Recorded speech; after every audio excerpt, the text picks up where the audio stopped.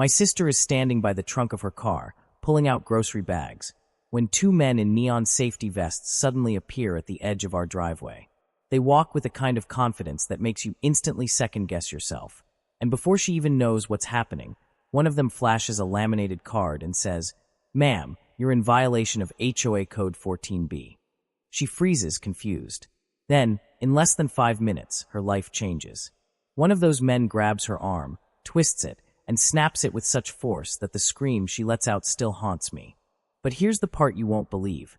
Justice didn't come weeks later in some slow, dragging trial. It came in 3 minutes flat. 3 minutes that turned fear into shock, and shock into justice. Now, I know that sounds insane, but let me take you back, because this story doesn't start with a broken arm. It starts with something far more subtle, the kind of thing you might brush off if you weren't paying attention. Our neighborhood has always been quiet, the type of place where people walk their dogs, mow their lawns on Saturdays, and borrow sugar from each other without hesitation. But recently, there had been whispers. A neighbor 2 streets over mentioned that someone had been knocking on doors claiming to be from the HOA, demanding fines for minor infractions like leaving trash bins out too long or having the wrong kind of mailbox. It sounded ridiculous at the time because here's the kicker. We don't even have an HOA. Our community was never built with one. So when people mentioned it, most of us just laughed it off. That day, though, it wasn't funny. The men approached with military precision. One tall and broad-shouldered, clearly the enforcer. The other wiry, sharp-eyed, carrying a clipboard like it was a weapon. The tall one hung back at first, letting the smaller man do the talking. That's how scammers work, you know. One plays good cop, the other bad cop. And the moment they opened their mouths, it was obvious they had rehearsed their act. "You can't park your vehicle facing the street," the wiry one said. "It violates community standards. You'll need to pay a fine today or face escalation." My sister blinked, stunned. She wasn't the type to be pushed around, but when someone speaks with authority, you hesitate. That's human nature. And these guys knew it. Their body language, their tone, even the fake badge, all of it was designed to overwhelm her before she could think logically.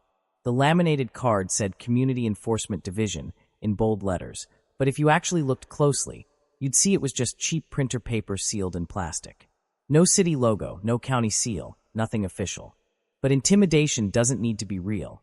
It just needs to feel real. She took a breath, steadied herself, and told them flat out, "We don't even have an HOA here. Who are you really?" The wiry man didn't flinch. He flipped his clipboard as if checking records, then looked her dead in the eye. "Don't play games with us. You're already on file for multiple violations." That's when the taller man stepped forward. His presence was suffocating. He towered over her, his shadow falling across the trunk of the car. He leaned in close enough for her to smell his breath and muttered, "Don't make this harder than it has to be. Pay the fine." At that moment, she had a choice. Give in to fear or push back. And my sister? She's stubborn. She spun on her heel, pointed toward the street, and said, "Get off this property now, or I'm calling the police." That was the trigger. The taller man's hand shot out like a striking snake. He grabbed her arm, twisted it backward, and in one horrifying snap, it broke. The sound was sharp, unnatural, the kind of sound that makes your stomach drop. She screamed so loudly that the entire street seemed to pause. Dogs barked, doors opened, and within seconds, neighbors were spilling out of their homes. Some froze, unsure what to do. Others shouted. And one, thank God, didn't hesitate. He pulled out his phone and dialed 911. What none of us realized at the time was that fortune was on our side. A police cruiser was already patrolling a nearby block. The 911 call went out, and within 3 minutes, flashing red and blue lights cut through the calm afternoon. 3 minutes, that's all it took for the tide to turn. The officers jumped out of their car, weapons drawn, voices booming commands. Hands on the ground. Now, and here's where it got surreal. Those so-called HOA officers, who just seconds earlier had been brimming with confidence, froze like deer caught in headlights. Their act crumbled instantly.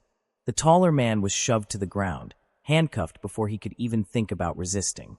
The wiry one tried to protest, waving his fake badge and yelling, "I'm just doing my job." But the moment the cops laid eyes on that cheap laminated card, it was game over. Justice had arrived, not in months, not in weeks, but in 3 minutes. And yet, as shocking as that moment was, what followed in the hours and days after revealed a story far darker than we ever imagined.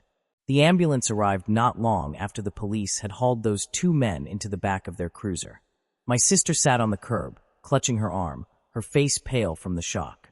The pain was unbearable, her arm bent in a way it should never bend, but she refused to cry. That's the kind of person she is, stubborn, strong, unwilling to give anyone the satisfaction of seeing her break down. As the paramedics lifted her onto the stretcher, she locked eyes with me and whispered, "Don't let them get away with this." And in that moment, I knew this wasn't just about a broken arm anymore. This was about standing up to people who prey on fear and fake authority. The ride to the hospital felt endless, even though it was only a few miles. Every bump in the road made her wince. I sat next to her, holding her good hand, trying to reassure her even though my own heart was racing. I kept replaying the scene in my head, the laminated badge, the clipboard, the way they carried themselves like they owned the street. And I kept asking myself the same question. How many other families had fallen for this? How many people had paid these fines out of fear without ever realizing it was a scam? When we got to the hospital, the doctors confirmed what we already knew. Her arm was fractured in 2 places. She'd need a cast and weeks of physical therapy. But physically, she'd heal. What I wasn't sure about was the mental toll. Because here's the truth. When someone violates your sense of safety at your own home, it sticks with you. It doesn't just hurt the body, it rattles the soul. While she was being treated, I stepped outside to call our parents. That's when my phone buzzed with a number I didn't recognize. It was one of the officers from earlier. "We need to talk," he said. His voice was calm but firm. "Those men weren't just random scammers. We've been tracking reports of fake HOA enforcers across the county. Your sister's case may be bigger than you think." That line hit me like a punch. Bigger than I think. What did that even mean? The next day, 2 detectives came to our house. They spread files across our dining room table. Photos, complaints, copies of fake notices left on doorsteps. Each one followed the same pattern. A bogus HOA violation, a demand for immediate payment, and intimidation if anyone resisted. Some victims had lost hundreds of dollars. Others had been threatened. And my sister? She was the first one to actually fight back in a way that exposed them publicly. One detective leaned forward and said, "Your sister's courage is the reason we finally have enough evidence to shut these guys down." But then his expression darkened. "The thing is, we don't think they were working alone." That's when the unease settled in. Fake HOA officers? That was bad enough. But an organized group? A network scamming entire neighborhoods? That was something else entirely. Over the next week, I started noticing things I hadn't paid attention to before. Flyers tucked under windshield wipers with vague warnings about community standards. Neighbors whispering about strangers who had come to their doors late at night. A woman down the street admitted she'd paid $200 cash to avoid a fine just 2 weeks earlier. She never reported it because she was embarrassed. That's how these people operated. They counted on silence, on shame, on people wanting to avoid conflict. Meanwhile, my sister was adjusting to life with one arm in a cast. She tried to act like it didn't bother her, but I could see the frustration in her eyes. Simple tasks like tying her hair or opening a jar suddenly became impossible. But she never once said she regretted standing up to them. If I hadn't, she told me, they'd still be out there doing it to someone else. And she was right. One night, while scrolling through the local community Facebook page, I stumbled on a post that made my stomach drop. A man from a nearby neighborhood had uploaded a blurry photo of 2 men in neon vests, different from the ones who attacked my sister, but with the same fake badges, the same clipboards. The caption read, "Does anyone know if this is legit? They said I owe $150 for leaving my Christmas lights up too long." That's when it hit me. This wasn't just a handful of scammers. This was a pattern, spreading from street to street, neighborhood to neighborhood. And the worst part, most people had no idea they were being targeted until it was too late. The detectives urged us not to post too much online about my sister's attack. "The case is active," they said. "We don't want to spook the others before we have enough evidence to bring them all in." But keeping quiet felt like swallowing fire. Every day, more people were at risk, and the only thing standing between them and these predators was luck. Still, we trusted the process. And that trust was tested the day we were called into the police station to view a lineup. Behind the glass, 6 men stood shoulder to shoulder. My sister, her arm still in a cast, stared hard at each face. When her eyes landed on the tall enforcer, the one who broke her arm, her whole body tensed. "That's him," she said, her voice steady. No hesitation. No doubt. The detective nodded. We thought so. Then he pointed to another man in the lineup. And that one, he's part of a larger ring. You may have just helped us crack it open. That's when I realized my sister's fight wasn't just personal anymore. It was part of something bigger, something that could protect countless families. But here's the thing about stories like this. They never go smoothly. Because just when we thought the danger was over, something happened that made us question whether these so-called HOA officers had more reach than we imagined. For a few weeks, things felt like they were finally settling down. My sister was healing, the police had the men in custody, and the investigation was moving forward. But then, little things started happening around the neighborhood that made us realize the fight was far from over. It started small. One morning, my sister found a piece of paper tucked under our front door. It wasn't an official notice, just a scrap of lined notebook paper with the words, "Snitches get hurt." The handwriting was jagged, messy, but the message was clear. Someone wasn't happy that she had spoken up. At first, we brushed it off. Maybe it was just some punk kid playing a prank. But a few nights later, a car slowed down outside our house around midnight. The headlights cut across our living room, lingering for far too long before finally driving off. Then, 2 days after that, our trash bins were knocked over and sprayed with red paint. Coincidence? Maybe. But my gut told me otherwise. When we reported it to the detectives, they didn't look surprised. One of them sighed and said, "This is what happens when groups like this realize their grip is slipping.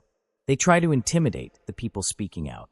He promised extra patrols in the area, but his words only half comforted us. Because here's the thing, knowing the police are nearby doesn't erase the feeling of being watched. My sister, though, refused to back down. Cast on her arm, bruises still fading, she said something that stuck with me. If they think they can scare me into silence, they picked the wrong person. And honestly, that terrified me more than the threats themselves. Because bravery is powerful, but it can also paint a target on your back. Meanwhile, the case was moving quickly. Too quickly, in fact. The prosecutor told us they were pushing for trial within the next couple of months, which is lightning speed for cases like this. Why? Because the evidence was overwhelming. Not just my sister's testimony, but dozens of other complaints that surfaced once the story hit the news. Turns out, people who had been too afraid or embarrassed to come forward before finally found their voices. And the more voices that joined, the clearer the picture became. This wasn't a couple of rogue scammers. This was an organized group running a full-blown operation across multiple neighborhoods. Here's the craziest part. They weren't just knocking on doors and demanding money. They had spreadsheets, lists of addresses, violation, templates they printed off and laminated to look official. Some victims even received follow-up phone calls from burner numbers, threatening legal action if they didn't pay. It was a scam built on layers of fear, designed to feel as real as possible. And if my sister hadn't stood her ground that day, who knows how long it would have continued unchecked. But even as the legal side gained momentum, the strange incidents at our house didn't stop. One evening, as we were eating dinner, we heard a loud thunk against the front door. When we opened it, there was a rock lying on the porch with a single word written on it in black marker. Stop. That's it. Just one word, but it said everything. That night, I barely slept. Every creak of the house, every gust of wind against the windows, made me sit up and check the locks again. Fear has a way of settling into your bones, making you jump at shadows. And yet, despite it all, my sister slept soundly. She said, "If they're trying this hard to shut me up, it means they're scared. It means we're winning." Her resilience was inspiring, but the danger was real. The detectives eventually traced some of the intimidation back to associates of the men already in custody, friends or family trying to pick up where they left off. And that's when we realized this wasn't just about scams. This was about control. These people wanted power, even if they had to fake it. By the time the trial date was set, the tension in our house was unbearable. Every conversation circled back to the same questions. What if they get off on a technicality? What if the intimidation works? What if justice slips through our fingers after everything? The morning of the first court appearance, we sat in the hallway outside the courtroom, waiting to be called in. My sister, dressed in a simple blouse with her cast still visible, looked calm on the surface. But I could see her foot tapping against the floor, a nervous rhythm she couldn't control. She leaned over to me and whispered, "Do you think the judge will believe me?" I wanted to say yes without hesitation, but the truth is, court courtrooms are unpredictable. Evidence can be clear as day, but all it takes is one slick lawyer or one skeptical juror to twist the story. I put my hand on hers and said, "They'll believe you because the truth is on your side." When the doors finally opened and we stepped inside, I felt the air change. The defendants were there, seated with their attorneys. The tall enforcer, the one who broke her arm, glared at us as we walked past. His eyes were cold, defiant, like he still thought he could intimidate us even in a room full of legal authority. My sister didn't flinch. She lifted her chin, squared her shoulders, and walked right by him without looking away. That moment, small as it was, felt like a victory. The judge entered, the bailiff called the court to order, and just like that, the next chapter of this nightmare began. The courtroom was silent, but the tension was electric. The air felt heavy, like everyone inside was holding their breath, waiting to see how this story would unfold. On one side sat my sister, her arm still in a cast, her face determined yet pale. On the other side sat the men who had attacked her, the fake HOA officers who thought they could intimidate their way through life. Between them, a judge who held the power to decide whether justice would finally be served. When the prosecution opened their case, it was like pulling a thread from a sweater. Piece by piece, the entire scam unraveled. Photos of the fake badges were displayed on a screen for the jury, cheap, laminated cards with words like Community Enforcement Division printed in bold letters, but no official seals or symbols. The prosecutor held one up and asked the jury, "Does this look like authority to you? Or does it look like a lie designed to intimidate innocent families?" Then came the testimonies. Neighbor after neighbor stood up and told their stories. A retired teacher who paid $300 in cash because she didn't want trouble. A single mother who was threatened for leaving toys in her front yard.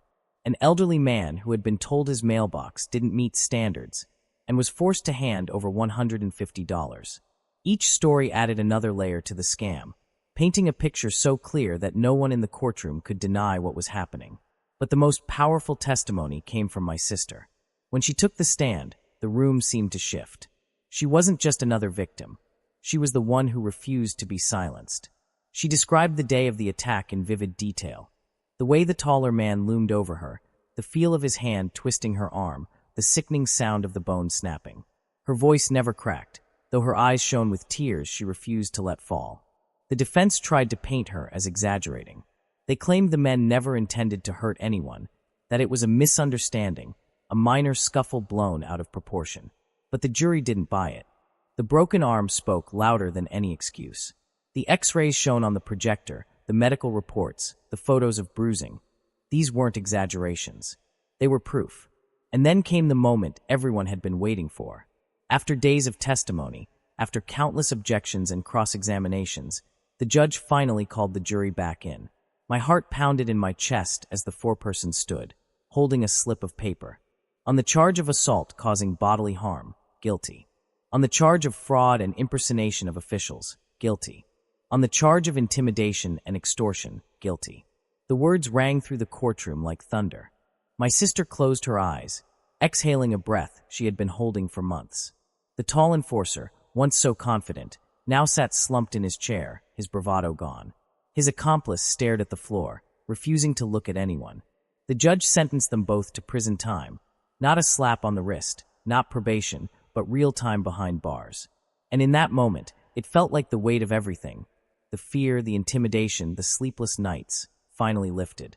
Justice had come. But here's what struck me most. When we walked out of that courtroom, reporters waiting with cameras and microphones, my sister didn't talk about revenge or anger. She talked about hope. She told them, "I stood up because I didn't want anyone else to go through what I went through. If telling my story helps even one family recognize a scam before it's too late, then it was worth it." Her words spread far beyond that courtroom. Local news stations picked it up, online forums discussed it, and soon communities everywhere were talking about how to spot fake authority. What started as a terrifying afternoon in our driveway turned into a lesson for thousands of people across the country. And for me, watching my sister turn pain into power was one of the most inspiring things I've ever witnessed. Because courage isn't about never being afraid.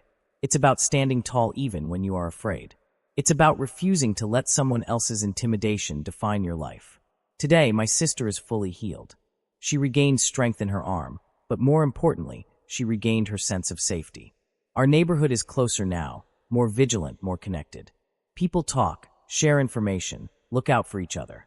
What those scammers tried to destroy ended up making our community stronger. And maybe that's the real justice. Not just prison sentences or guilty verdicts, but the fact that their attempt to divide and intimidate only brought us closer together. So let me leave you with this. The next time someone shows up at your door, flashing a badge you've never seen before, demanding money, or trying to make you feel small, pause. Ask questions. Don't let fear control you. Real authority doesn't need to yell or intimidate. Real authority proves itself. And if this story resonated with you, if it made you angry, shocked, or even just grateful for the courage my sister showed, then I'm asking you to do one thing right now. Hit that like button so this story reaches more people who need to hear it. Subscribe if you want more true stories that reveal the dark side of fake power. And most importantly, share your own experience in the comments. Have you ever dealt with someone pretending to be in charge? How did you handle it? I'll be reading every single comment because your stories matter just as much as ours. Because at the end of the day, fake authority thrives on silence. But courage spreads. And sometimes, all it takes is 3 minutes for justice to arrive.